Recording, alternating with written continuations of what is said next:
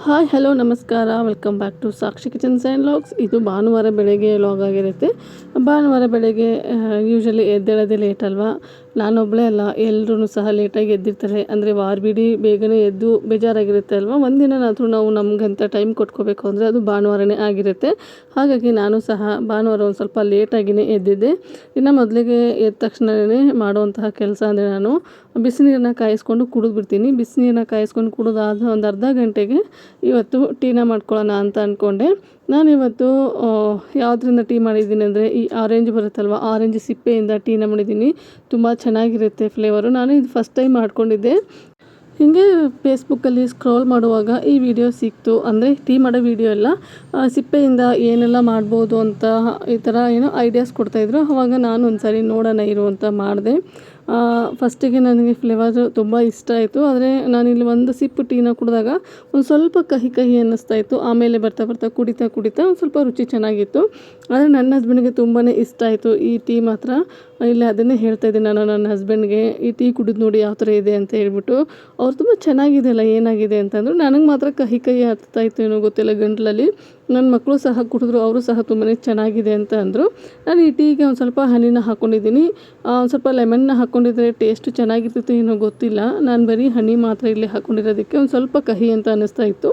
ನೀವೇನಾದರೂ ಈ ಥರ ವೆಯ್ಟ್ ಲಾಸ್ ಮಾಡುವಾಗ ಏನಾದರೂ ಟೀ ಕುಡಿಬೇಕು ಅಂದರೆ ಈ ಟೀನ ಮಾಡಿಕೊಂಡು ಕುಡಿಬಹುದು, ತುಂಬ ಚೆನ್ನಾಗಿರುತ್ತೆ. ಇನ್ನು ಹಾಗೆ ಇವತ್ತು ಸಂಡೇ ಆಗಿರೋದ್ರಿಂದ ಒಂದು ಸ್ವಲ್ಪ ತರಕಾರಿ ಎಲ್ಲ ತೊಗೊಂಡು ಬಂದಿದ್ದೆ. ಹಾಗೆ ಹೋದ ಸಂಡೇ ಮನೇಲಿ ನಾನ್ ವೆಜ್ ಎಲ್ಲ ಮಾಡಿದ್ದೆ ನೋಡಿ. ಈ ಸಂಡೇ ವೆಜ್ಜಲ್ಲಿ ಏನಾದರೂ ಮಾಡೋಣ ಅಂತ ಹೇಳ್ಬಿಟ್ಟು ಸೊಪ್ಪೆಲ್ಲ ತರಿಸಿದ್ದೆ. ಅಂದರೆ ಸೊಪ್ಪು ಸಾರೆಲ್ಲ ಮಾಡೋಣ ಅಂತ ಹೇಳಿ. ಹಾಗಾಗಿ ನನ್ನ ಹಸ್ಬೆಂಡು ಸಹ ನನಗೆ ಒಂದು ಸ್ವಲ್ಪ ಇವತ್ತು ಅಡುಗೆ ಮಾಡೋದಕ್ಕೆ ಹೆಲ್ಪ್ ಮಾಡ್ತಾಯಿದ್ದಾರೆ. ಇವತ್ತೇನು ನಾನೇನು ಸ್ಪೆಷಲ್ ಅಡುಗೆ ಅಂತ ಏನೂ ಮಾಡ್ತಾಯಿಲ್ಲ. ಅಂದರೆ ನನ್ನ ಹಸ್ಬೆಂಡಿಗೆ ಇಷ್ಟ ಆಗಿರೋಂತಹ ಅಡುಗೆನ ಮಾಡ್ತಿದ್ದೀನಿ. ಇದು ರೆಗ್ಯುಲರಾಗಿ ಮಾಡೋವಂತಹ ಅಡುಗೆಗಳೇ ಆಗಿರುತ್ತೆ. ಸೊಪ್ಪು ಸಾರು ಹಾಗೆ ರೊಟ್ಟಿ ಈ ಥರದ್ದೇ ಮಾಡೋದು. ನನ್ನ ಹಸ್ಬೆಂಡ್ಗೆ ನೀವೇನೇ ಸ್ಪೆಷಲ್ ಮಾಡಿಕೊಡಿ, ಅವ್ರಿಗೆ ಮಾತ್ರ ಈ ರೊಟ್ಟಿ ಹಾಗೆ ಈ ಥರ ಸೊಪ್ಪು ಸಾರು ಇದ್ರೇ ತುಂಬ ಇಷ್ಟಪಡ್ತಾರೆ. ಹಾಗಾಗಿ ಇವತ್ತು ಅವರಿಗೆ ರಜೆ ಇತ್ತಲ್ವ, ಹಾಗೆ ಹೋದ ವಾರ ನಾವು ನನಗಿಷ್ಟ ಆಗಿರೋಂತಹ ಅಡುಗೆನ ಮಾಡ್ಕೊಂಡು ತಿಂದಿದ್ದಾಯಿತು. ಇವತ್ತು ನನ್ನ ಹಸ್ಬೆಂಡ್ ಮನೇಲಿದ್ದರು ಅಂತ ಅವರಿಗೆ ಏನು ಇಷ್ಟ ನೋಡಿ ಅದನ್ನು ಕೇಳಿಬಿಟ್ಟು ಇವತ್ತು ಅಡುಗೆನ ಮಾಡ್ಕೊಂಡಿದ್ದೆ. ಹಾಗೆ ಇವತ್ತು ಹೆಲ್ದಿ ಡ್ರಿಂಕ್ನ ಕುಡಿದಾದ ನಂತರ ಏನಾದರೂ ಮಾಡೋಣ ಅಂತ ಅಂದ್ಕೊಂಡೆ. ಯಾವಾಗಲೂ ಬರೀ ಹೆಂಗಾಗ್ಬಿಟ್ಟಿದ್ದಾರೆ ಇವಾಗ, ವೆಯ್ಟ್ ಲಾಸ್ ಜರ್ನಿ ಶುರು ಮಾಡಿದಾಗಿಂದ ನಾನು ಬರೀ ತರಕಾರಿ ಅಥವಾ ಈ ಥರ ಸ್ಮೂದಿಗಳು ಇದನ್ನೇ ತೊಗೊಳ್ಳೋದಾಗಿತ್ತು. ಇವತ್ತು ಒಂದು ಸ್ವಲ್ಪ ತರಕಾರಿನ ಹಾಕಿಬಿಟ್ಟು ಉಪ್ಪಿಟ್ಟನ್ನ ಮಾಡ್ಕೊಳ್ಳೋಣ ಅಂತ ಹೇಳ್ಬಿಟ್ಟು ಇಲ್ಲಿ ಉಪ್ಪಿಟ್ಟಿಗೆ ರೆಡಿ ಮಾಡ್ಕೊತಾ ಇದ್ದೆ. ನಮ್ಮ ಮನೇಲಿ ನಾವು ಸಾಮಾನ್ಯವಾಗಿ ಉಪ್ಪಿಟ್ಟನ್ನ ಬನ್ಸಿ ರವೆಯಿಂದ ಮಾಡೋದ್ರಿಂದ, ಬನ್ಸಿ ರವೆ ಗೋಧಿಯಿಂದ ಮಾಡಿರ್ತಾರಲ್ವ, ಹಾಗಾಗಿ ಹೆಲ್ತಿಗೂ ಸಹ ತುಂಬ ಒಳ್ಳೆಯದು. ಅದಲ್ಲದೆ ನಾನು ಇಲ್ಲಿ ತರಕಾರಿ ಎಲ್ಲ ಹಾಕಿ ಮಾಡ್ತಾಯಿದ್ದೀನಲ್ವ, ನಾವು ಸಹ ತಿನ್ಬೋದು ಅಂತ ಇವತ್ತು ಈ ಥರ ಉಪ್ಪಿಟ್ಟನ್ನ ಮಾಡ್ಕೊತಾ ಇದ್ದೀನಿ. ಹಾಗೆ ನಮ್ಮನೇಲಿ ನಿಮ್ಗೆ ಯಾವಾಗಲೂ ಹೇಳ್ತಾನೆ ಇರ್ತೀನಿ, ಅವಲಕ್ಕಿ, ಉಪ್ಪಿಟ್ಟು, ಚಿತ್ರಾನ್ನ, ಪುಳಿಯೋಗರೆ ಈ ಥರ ಮಾಡೋದು ತುಂಬಾ ರೇರು. ಬೆಳಗ್ಗೆ ಅಡುಗೆ ಮಾಡೋದ್ರಿಂದ ಈ ಥರ ತಿಂಡಿಗಳ ಐಟಮ್ನ ನಾನು ಮಾಡೋದು ನನ್ನ ಹಸ್ಬೆಂಡಿಗೆ ಏನು ರಜೆ ಇರುತ್ತಲ್ವ ಅಂಥ ಟೈಮಲ್ಲೇ ಮಾಡಬೇಕಾಗತ್ತೆ. ಹಾಗಾಗಿ ಇವತ್ತು ಇದನ್ನು ಮಾಡ್ಕೊತಾ ಇದ್ದೀನಿ. ಇನ್ನು ಈ ರೆಸಿಪಿನ ನಾನು ಆಲ್ರೆಡಿ ಶೇರ್ ಮಾಡಿರೋದ್ರಿಂದ ಇವತ್ತು ಮಾಡಿರೋಂತಹ ರೆಸಿಪಿಗಳನ್ನ ನಾನು ಯಾವುದನ್ನು ಶೇರ್ ಮಾಡ್ತಾಯಿಲ್ಲ. ಅಂದರೆ ಈ ರೊಟ್ಟಿ ಮಾಡೋದಾಯಿತು, ಹಾಗೆ ಬದನೇಕಾಯಿ ಹೆಣ್ಗಾಯಿ ಮಾಡೋದಾಯಿತು, ಅದನ್ನು ಯಾವುದನ್ನು ಶೇರ್ ಮಾಡಿಲ್ಲ. ಆಲ್ರೆಡಿ ನಾನು ವೀಡಿಯೋಸ್ನ ಅಪ್ಲೋಡ್ ಮಾಡಿರೋದ್ರಿಂದ ಇವತ್ತು ಯಾವುದೇ ರೆಸಿಪಿನ ನಾನು ಶೇರ್ ಮಾಡ್ತಾಯಿಲ್ಲ, ಬೇರೆ ರೆಸಿಪಿನ ಶೇರ್ ಮಾಡ್ತಾಯಿದ್ದೀನಿ. ಇನ್ನು ಇದೆಲ್ಲ ಉಪ್ಪಿಟ್ಟೆಲ್ಲ ಆದ ನಂತರ ನಾನಿಲ್ಲಿ ಕೊನೆಯಲ್ಲಿ ಉಪ್ಪಿಟ್ಟು ಯಾವ ಥರ ಆಗಿದೆ ಅಂತ ನಿಮ್ಮ ಜೊತೆಗೆ ಶೇರ್ ಮಾಡೋಣ ಅಂತ ಅಂದ್ಕೊಂಡೆ. ಅಷ್ಟರಲ್ಲಿ ಮಿಕ್ಕೊಂಡಿರೋಂತಹ ಕೆಲಸಗಳನ್ನು ಮಾಡ್ಕೋಬೇಕಾಗಿತ್ತು. ಹಾಗೆ ಒಂದು ಸ್ವಲ್ಪ ನಾನು ಸಹ ಫ್ರೆಶ್ ಅಪ್ ಎಲ್ಲ ಆಗಿ ಬರಬೇಕಾಗಿತ್ತು. ಇನ್ನು ನಾನೆಲ್ಲ ಫ್ರೆಶ್ ಅಪ್ ಆಗಿ ಬರೋ ಅಷ್ಟರಲ್ಲಿ ನಮ್ಮ ಅತ್ತಿಗೆನೂ ಸಹ ಬಂದರು. ಅಂದರೆ ನಮ್ಮ ಅಣ್ಣ ಬರ್ತಾನೆ ನೋಡಿ ನಮ್ಮ ಮನೆಗೆ ಊಟಕ್ಕೆ. ಅವ್ರ ಮಿಸ್ಸಸ್ಸು ಡೆಲಿವರಿ ಎಲ್ಲ ಮುಗಿಸ್ಕೊಂಡು ಇವತ್ತು ಊರಿಂದ ಬಂದಿದ್ದರು. ಹಾಗಾಗಿ ಅವ್ರ ಜೊತೆಯಾಗಿ ಅವ್ರ ಮಗು ಜೊತೆ ಒಂದು ಸ್ವಲ್ಪ ಹೊತ್ತು ಟೈಮ್ ಸ್ಪೆಂಡ್ ಮಾಡೋ ಅಷ್ಟರಲ್ಲಿ ಮಧ್ಯಾಹ್ನನೇ ಆಗೋಯಿತು. ಅವರು ಇರೋ ಟೈಮಲ್ಲೇ ತಿಂಡಿ ಎಲ್ಲ ತಿನ್ಕೊಂಡಿರೋದ್ರಿಂದ ವೀಡಿಯೋನ ಕಂಟಿನ್ಯೂ ಮಾಡೋದಕ್ಕೆ ಆಗಲಿಲ್ಲ. ಇನ್ನು ಇಲ್ಲಿ 11:30 12 ಗಂಟೆ ಮೇಲೆ ಅಡುಗೆನ ಶುರು ಮಾಡಿಕೊಂಡೆ. ಇವತ್ತು ಸೊಪ್ಪು ಸಾರು ಮಾಡಬೇಕು ಅಂತ ಅಂದ್ಕೊಂಡಿದ್ದೆ ಅಲ್ವ, ಹಾಗಾಗಿ ಬೆಳಗ್ಗೆ ಸೊಪ್ಪನ್ನ ಬಿಡಿಸಿ ತೊಳೆದು ಸಹ ಇಟ್ಟಿದ್ದೆ. ಇನ್ನು ಇಲ್ಲಿ ಸೊಪ್ಪು ಸಾರಿಗೆ ರೆಡಿ ಮಾಡ್ಕೊತಾ ಇದ್ದೀನಿ. ಹಾಗೆ ಇದ್ರ ಜೊತೆಗೇನೆ ಹೆಣ್ಗಾಯಿ ಪಲ್ಯನೂ ಸಹ ರೆಡಿ ಮಾಡ್ಕೊತಾ ಇದ್ದೀನಿ.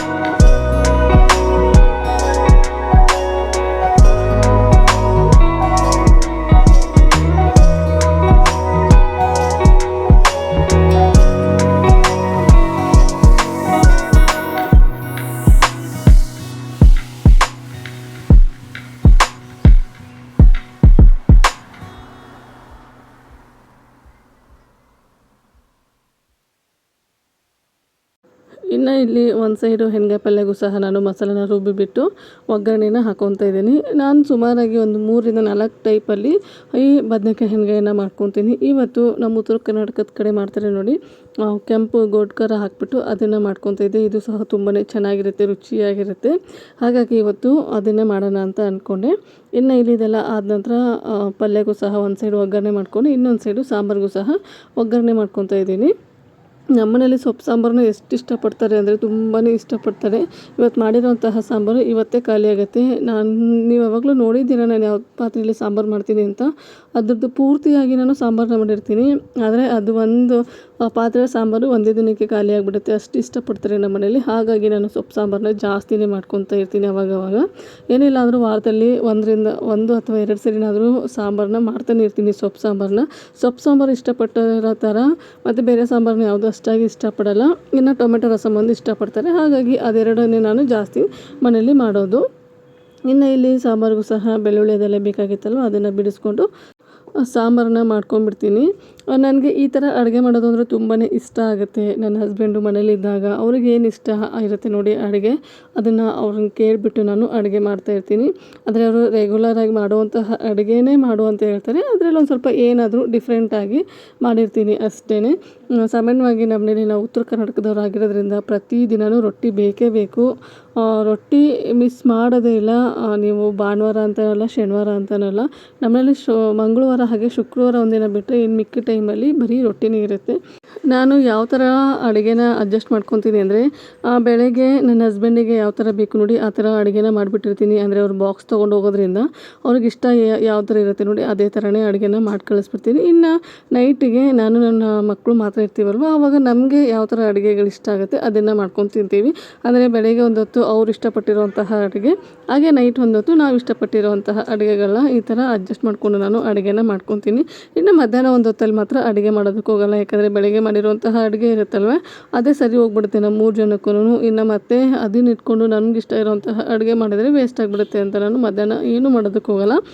ದಿನದಲ್ಲಿ 2 ಟೈಮ್ ಅಡುಗೆ ಮಾಡ್ಕೊತೀನಿ, 1 ಟೈಮ್ ಮಾತ್ರ ನಾನು ಫ್ರೀಯಾಗಿರ್ತೀನಿ. ಇನ್ನು ಅಂಥ ಟೈಮಲ್ಲಿ ಈ ಥರ ಏನಾದರೂ ಯೂಟ್ಯೂಬ್ ಕೆಲಸ ಏನಾದರೂ ಇರುತ್ತಲ್ವ ಅದನ್ನು ಮಾಡ್ಕೊತೀನಿ. ಇಲ್ಲಾಂದರೆ ಮನೆ ಕೆಲಸ ಏನಾದರೂ ಇರುತ್ತಲ್ವ ಆ ಕೆಲಸನ ಮುಗಿಸ್ಕೊತೀನಿ. ಇನ್ನು ಇಲ್ಲಿ ಸಾಂಬಾರು ಹಾಗೆ ಹೆಣ್ಗಾಯಿ ಪಲ್ಯ ಮಾಡಿದ್ಮೇಲೆ ರೊಟ್ಟಿ ಇರಲೇಬೇಕಲ್ವ, ಹಾಗಾಗಿ ರೊಟ್ಟಿನೂ ಸಹ ರೆಡಿ ಮಾಡ್ಕೊತಾ ಇದ್ದೆ. ಇನ್ನು ರೊಟ್ಟಿ ಎಲ್ಲ ಆದ ನಂತರ ಹಾಗಲಕಾಯಿನ ಹುರಿಯೋಣ ಅಂತ ಅಂದ್ಕೊಂಡೆ, ಅಂದರೆ ಫ್ರೈ ಮಾಡೋಣ ಅಂತ ಅಂದ್ಕೊಂಡೆ. ಅದನ್ನು ಸಹ ಇಲ್ಲಿ ರೆಡಿ ಮಾಡ್ಕೊತಿದ್ದೀನಿ. ನಮ್ಮ ಮನೇಲಿ ಮಾತ್ರ ಹಾಗಲಕಾಯಿ ತುಂಬಾ ಇಷ್ಟಪಡ್ತಾರೆ. ನಾನು ಹಿಂದಿನ ಲಾಗಲ್ಲೆಲ್ಲ ಹೇಳಿದ್ದೀನಿ, ನನ್ನ ಮಕ್ಕಳಿಗೂ ಸಹ ಹಾಗಲಕಾಯಿ ಅಂದರೆ ತುಂಬಾ ಇಷ್ಟ ಅಂತ ಹೇಳ್ಬಿಟ್ಟು. ಹಾಗಾಗಿ ಇವತ್ತು ಹಾಗಲಕಾಯಿನೂ ಸಹ ಫ್ರೈ ಮಾಡಿದ್ದೆ. ಇನ್ನು ಇಲ್ಲಿ ಎಲ್ಲ ಅಡುಗೆನೂ ಸಹ ನಾನು ನಿಮ್ಮ ಜೊತೆಗೆ ಶೇರ್ ಮಾಡೋದಕ್ಕಾಗಲಿಲ್ಲ. ಯಾಕಂದರೆ ಆಲ್ರೆಡಿ ನಾನು ಎಲ್ಲ ಅಡುಗೆನೂ ಶೇರ್ ಮಾಡಿರೋದ್ರಿಂದ ಇಲ್ಲಿ ಏನೇನು ಅಡುಗೆ ಮಾಡಿದ್ದೀನಿ ಅಂತ ಸುಮ್ಮನೆ ಬಾಯಿಂದನೇ ಹೇಳ್ತಾಯಿದ್ದೀನಿ ಅಷ್ಟೇ. ಇನ್ನು ಎಲ್ಲ ಅಡುಗೆ ಆದ ನಂತರ ಎಲ್ಲರೂ ಕೂತ್ಕೊಂಡು ಒಟ್ಟಿಗೆ ಊಟ ಮಾಡಿದ್ವಿ. ಅಂದರೆ ನಮ್ಮ ಅತ್ತಿಗೆ ಅವರೆಲ್ಲ ಬಂದಿದ್ರಲ್ವ, ಎಲ್ಲರೂ ಕೂತ್ಕೊಂಡು ಊಟ ಮಾಡಿದ್ವಿ. ಈ ಥರ ಊಟ ಮಾಡೋದಂದರೆ ನಂಗೆ ತುಂಬಾ ಇಷ್ಟ ಆಗುತ್ತೆ. ಅಂದರೆ ಮನೆ ಮಂದಿ ಎಲ್ಲ ಕೂತ್ಕೊಂಡು, ಊರಲ್ಲೆಲ್ಲ ಹೆಂಗಂದರೆ ಹೊರಾಂಡ ಅಂತ ಇರೋದು, ಹೊರಾಂಡದಲ್ಲೆಲ್ಲ ಕೂತ್ಕೊಂಡು ಊಟ ಮಾಡೋರು. ಇವಾಗ ಆ ಥರ ಏನೂ ಸಿಗೋಲ್ಲ. ಹಾಗಾಗಿ ಡೈನಿಂಗ್ ಟೇಬಲು ಅಥವಾ ಈ ಥರ ಹಾಲಲ್ಲೆಲ್ಲ ಕೂತ್ಕೊಂಡು ಊಟ ಮಾಡೋದಂದರೆ ನಂಗೆ ತುಂಬಾ ಇಷ್ಟ ಆಗುತ್ತೆ. ಹಾಗಾಗಿ ಎಲ್ಲರೂ ಒಟ್ಟಿಗೆ ಕೂತ್ಕೊಂಡು ಊಟನ ಮಾಡಿದ್ವಿ. ಇನ್ನು ಊಟ ಆದಮೇಲೆ ಮತ್ತೆ ನನಗೆ ಲಾಗ್ನ ಕಂಟಿನ್ಯೂ ಮಾಡೋದಕ್ಕೆ ಆಗಲಿಲ್ಲ. ಇನ್ನು ಇಲ್ಲಿ ಮತ್ತೆ ಸಂಜೆಯಿಂದ ನಾನು ಲಾಗ್ನ ಕಂಟಿನ್ಯೂ ಮಾಡ್ತಾಯಿದ್ದೀನಿ. ಮಧ್ಯಾಹ್ನ ಎಲ್ಲ ಒಂದು ಸ್ವಲ್ಪ ಹೆವಿಯಾಗಿಯೇ ಊಟ ಆಗಿತ್ತು. ಹಾಗಾಗಿ ಸಂಜೆ ಅಡುಗೆನೂ ಮಾಡೋ ಹಾಗಿರಲಿಲ್ಲ. ಏನಾದರೂ ಡಿಫ್ರೆಂಟಾಗಿ ಮಾಡೋಣ ಅಂತ ಅಂದ್ಕೊಂಡು ಇವತ್ತು ಶಾವಿಗೆ ಫಾಲೂದ ಮಾಡೋಣ ಅಂತ ಅಂದ್ಕೊಂಡೆ. ಅಂದರೆ ಕಸ್ಟರ್ಡ್ ಶಾವಿಗೆ ಫಾಲೂದ ತುಂಬ ಚೆನ್ನಾಗಿರುತ್ತೆ. ಈ ಐಸ್ ಕ್ರೀಮ್ ಪಾರ್ಲರಲ್ಲೆಲ್ಲ ಕೊಡ್ತಾರೆ ನೋಡಿ, ಅದೇ ಥರನೇ ನಾವು ಮನೇಲಿ ಯಾವ ಥರ ಮಾಡೋದು ಅಂತ ನಿಮ್ಮ ಜೊತೆಗೆ ಶೇರ್ ಮಾಡ್ತಾಯಿದ್ದೀನಿ ನೋಡಿ. ಮೊದಲಿಗೆ ಈ ಫಾಲೂದ ಮಾಡೋದಕ್ಕೆ ನಾನಿಲ್ಲಿ ಒಂದು ಬಾಣಲಿ ಇಟ್ಕೊಂಡಿದ್ದೀನಿ. ಬಾಣಲಿಗೆ 1 ಕಪ್ ಆಗುವಷ್ಟು ಶಾವಿಗೆನ ತೊಗೊಂಡಿದ್ದೀನಿ. ನೀವು ಮನೇಲಿ ಎಷ್ಟು ಜನ ಇದ್ದೀರಾ ನೋಡಿ ಅದ್ರ ತಕ್ಕಂಗೆ ನೀವು ಶಾವಿಗೆನ ತೊಗೋಬೇಕಾಗತ್ತೆ. ಇನ್ನು ಇಲ್ಲಿ ಒಂದು ಸ್ವಲ್ಪ ತುಪ್ಪನ ಹಾಕ್ಕೊಂಡು ಶಾವಿಗೆನ ಹುರ್ಕೊತಾ ಇದ್ದೀನಿ. ಅಂದರೆ ನಾವು ಶಾವಿಗೆ ಪಾಯಸ ಮಾಡುವಾಗ ಯಾವ ಥರ ಹುರಿತೀವಿ ನೋಡಿ ಅದೇ ಥರನೇ ಇಲ್ಲಿ ಶಾವಿಗೆನ ಹುರ್ಕೋಬೇಕಾಗತ್ತೆ. ಇನ್ನು ಇಲ್ಲಿ ಶಾವಿಗೆನ ನೀಟಾಗಿ ಹುರ್ಕೊಂಡು ಮೇಲೆ ಇದಕ್ಕೆ ಹಾಲನ್ನ ಸೇರಿಸ್ಕೊತಾ ಇದ್ದೀನಿ. ನಾನಿಲ್ಲಿ ಒಂದು ಅರ್ಧ ಲೀಟರ್ ಆಗುವಷ್ಟು ಗಟ್ಟಿ ಹಾಲನ್ನ ಸೇರಿಸ್ಕೊತಾ ಇದ್ದೀನಿ. ಇನ್ನು ಇಲ್ಲಿ ಶಾವಿಗೆನ ಹಾಲು ಜೊತೆಗೆ ಕುದಿಯೋದಕ್ಕೆ ಬಿಡ್ತಾಯಿದ್ದೀನಿ. ಇದ್ರ ಜೊತೆಗೇ ಇಲ್ಲಿ ಒಂದು 5-6 ಸ್ಪೂನ್ ಆಗುವಷ್ಟು ಸಕ್ಕರೆನ ಸೇರಿಸ್ಕೊತಾ ಇದ್ದೀನಿ. ಸಕ್ಕರೆ ಏನು ಜಾಸ್ತಿ ಬೇಕಾಗಲ್ಲ, ಹಾಗಾಗಿ ನೀವು ಇದ್ರ ಬದಲಾಗಿ ಬೆಲ್ಲನೂ ಸಹ ಸೇರಿಸ್ಕೋಬೋದು. ನಾನಿವತ್ತು ಬೆಲ್ಲನ ಹಾಕ್ಕೊಂಡು ಮಾಡೋಣ ಅಂತ ಅಂದ್ಕೊಂಡೆ, ಯಾವ ಥರ ಇರುತ್ತೋ ಅಂತ ಗೊತ್ತಾಗ್ದೇನೆ ನಾನಿವತ್ತು ಸಕ್ಕರೆನ ಸೇರಿಸ್ಕೊತಾ ಇದ್ದೀನಿ.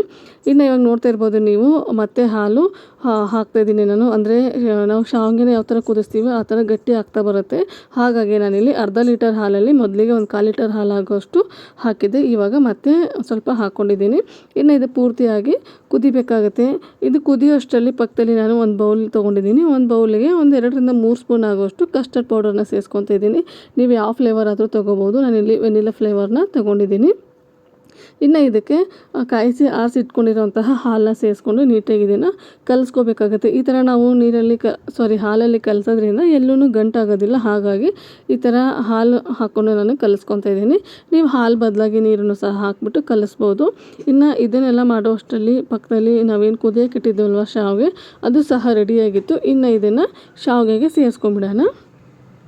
ನೋಡಿ ಶಾವಿಗೆ ಏನಾದರೂ ಕರೆಕ್ಟಾಗಿ ಬೆಂದಿತ್ತು ಅಂದರೆ ಈ ಹಂತದಲ್ಲಿ ಸೇರಿಸ್ಕೊಳ್ಳಿ. ಇಲ್ಲ ಅಂದರೆ ಇನ್ನೊಂದು ಸ್ವಲ್ಪ ಹಾಲನ್ನ ಹಾಕಿ ನೀವು ಇದನ್ನು ಬೇಯಿಸ್ಕೋಬೇಕಾಗತ್ತೆ. ಇವಾಗ ನೋಡ್ತಾ ಇರ್ಬೋದು ನೀವಿಲ್ಲಿ ಯಾವ ಥರ ಬೆಂದಿದೆ ಅಂತ ಶಾವಿಗೆ. ಇನ್ನು ಇದಕ್ಕೆ ನಾನು ಕಲಸಿಟ್ಕೊಂಡಿರೋಂತಹ ಕಸ್ಟರ್ಡ್ ಮಿಲ್ಕ್ ಏನಿತ್ತಲ್ವ ಅದನ್ನು ಸೇರಿಸ್ಕೊಂಡು ಈ ಥರ ಕೈ ಬಿಡ್ದೇ ನೀಟಾಗಿ ಮಿಕ್ಸ್ ಮಾಡ್ಕೊತಿದ್ದೀನಿ. ನಾವು ಕಸ್ಟರ್ಡ್ ಮಿಲ್ಕ್ನ ಹಾಕಿದ ತಕ್ಷಣವೇ ಅದು ಗಟ್ಟಿ ಆಗ್ತಾ ಬರುತ್ತೆ.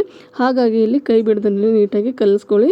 ನಾನಿಲ್ಲಿ ಪೂರ್ತಿ ಹಾಲನ್ನ ಸೇರಿಸ್ಕೊಂಡಿಲ್ಲ, ಒಂದು ಸ್ವಲ್ಪ ಹಾಲನ್ನ ಎತ್ತಿಕೊಂಡಿದ್ದೀನಿ. ಯಾಕಂದರೆ ಇದು ಬಿಸಿಗೆ ಇನ್ನೂ ಸ್ವಲ್ಪ ಗಟ್ಟಿಯಾಗಿಬಿಡುತ್ತೆ ಮತ್ತು ತಣ್ಣಗಾದ್ಮೇಲೆ ಮತ್ತಷ್ಟು ಗಟ್ಟಿಯಾಗಿಬಿಡುತ್ತೆ. ಹಾಗಾಗಿ ತಣ್ಣಗಾದ್ಮೇಲೆ ಇನ್ನೂ ಸ್ವಲ್ಪ ಹಾಲನ್ನ ಸೇರಿಸ್ಕೊಳ್ಳೋಕ್ಕೆ ಸರಿ ಹೋಗುತ್ತೆ ಅಂತ ನಾನಿಲ್ಲಿ ಹಾಲನ್ನ ಎತ್ತಿಕೊಂಡಿದ್ದೀನಿ. ಇನ್ನು ಇದನ್ನು ನೀಟಾಗಿ ಮಿಕ್ಸ್ ಮಾಡಿಕೊಂಡು ಕಸ್ಟರ್ಡ್ ಪೌಡರ್ದು ಒಂದು ಸ್ವಲ್ಪ ಸ್ಮೆಲ್ ಇರುತ್ತಲ್ವ ಅದು ಹೋಗಬೇಕು. ಅಲ್ಲಿವರೆಗೂ ಇದನ್ನು ಕುದಿಸ್ಕೋಬೇಕಾಗತ್ತೆ. ಇವಾಗ ನೋಡ್ತಾ ಇರ್ಬೋದು ನೀವಿಲ್ಲಿ ಯಾವ ಥರ ನಾನು ಕುದಿಸ್ಕೊಂಡಿದ್ದೀನಿ ಅಂತ. ಇನ್ನು ಇದು ಪೂರ್ತಿಯಾಗಿ ತಣ್ಣಗಾಗಿ ಕೂಲ್ ಆಗೋದಕ್ಕೆ ಬಿಟ್ಟಿದ್ದೀನಿ. ಅಂದರೆ ಫ್ರಿಜ್ಜಲ್ಲಿ ಇಟ್ಬಿಟ್ಟಿದ್ದೀನಿ 1 ಅವರ್ ಅಥವಾ 2 ಅವರು. ನಿಮಗೇನಾದರೂ ಟೈಮ್ ಇತ್ತು ಅಂದರೆ ನೀವು 2-3 ಅವರು ಸಹ ಇಡ್ಬೋದು. ನಾನಿಲ್ಲಿ 1.5 ಅವರ್ ಮಾತ್ರ ಇಟ್ಟಿದ್ದೆ. ಅಷ್ಟರಲ್ಲಿ ನಾನಿಲ್ಲಿ ಫ್ರೂಟ್ಸ್ನೆಲ್ಲ ನೀಟಾಗಿ ಕಟ್ ಮಾಡಿಕೊಂಡು ಹಾಗೆ ಈ ಚಿಯಾ ಸೀಡ್ಸ್ ಏನು ಬರುತ್ತಲ್ವ, ಅಂದರೆ ಕಾಮಕಸ್ತೂರಿ ಬೀಜ ಏನು ಬರುತ್ತಲ್ವ ಅದನ್ನ ನೀಟಾಗಿ ನೀರಿಗೆ ಹಾಕ್ಕೊಂಡು ಸಹ ನೆನೆಸಿಟ್ಕೊಂಡಿದ್ದೆ. ಹಾಗೆ ಇವತ್ತು ಮಾಡುವಂತಹ ಫಾಲೂದಾಗೆ ಐಸ್ ಕ್ರೀಮು ಸಹ ಬೇಕಾಗಿತ್ತು, ಅದನ್ನು ಸಹ ತರಿಸಿ ಇಟ್ಕೊಂಡಿದ್ದೀನಿ. ಇವಾಗ ಇದನ್ನು ಯಾವ ಥರ ಸರ್ವ್ ಮಾಡೋದಂತ ನೋಡ್ಕೊಂಬಿಡೋಣ. ಇಲ್ಲಿ ಈ ಥರ ಗಾಜಿಂದು ಗ್ಲಾಸ್ ತೊಗೊಂಡಿದ್ದೀನಿ. ಈ ಥರ ಟ್ರಾನ್ಸ್ಪರೆಂಟ್ ಇದ್ದರೆ ನೋಡೋದಕ್ಕೆ ತುಂಬ ಚೆನ್ನಾಗಿರುತ್ತೆ. ಹಾಗಾಗಿ ನಾನು ಈ ಥರ ಗ್ಲಾಸ್ನ ತೊಗೊಂಡಿದ್ದೀನಿ. ಇನ್ನು ಇದಕ್ಕೆ ಹನಿನ ಸೇರಿಸ್ಕೊತಿದ್ದೀನಿ.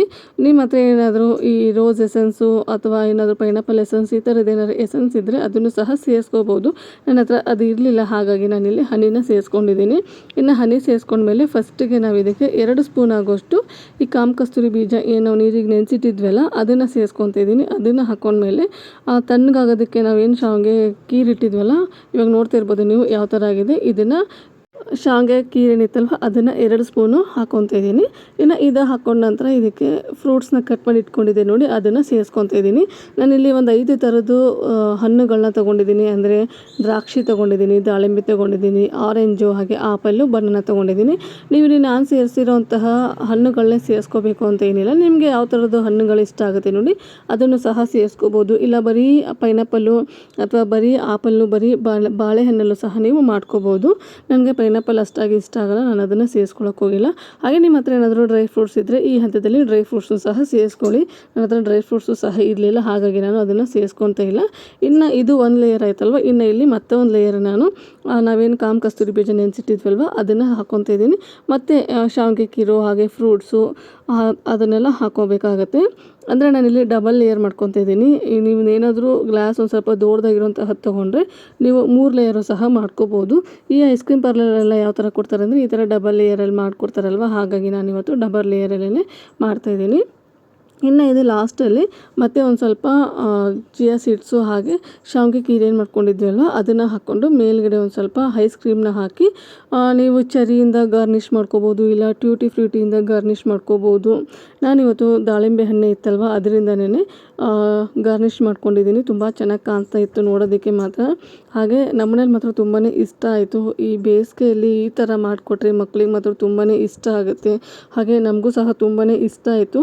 ನಾನು ಹಿಂದೆ ಒಂದು ಸರಿ ಮಾಡಿದ್ದೆ, ಅಂದರೆ ರೆಡಿಮೇಡ್ ಬರುತ್ತೆ ನೋಡಿ ಫಾಲೂದಾ ಮಸಾಲ ಮಿಕ್ಸ್ ಬರುತ್ತಲ್ವ ಅದನ್ನು ನಾನು ತೊಗೊಂಡು ಬಂದು ಇನ್ಸ್ಟೆಂಟಾಗಿ ಮಾಡ್ಕೊಂಡಿದ್ದೆ.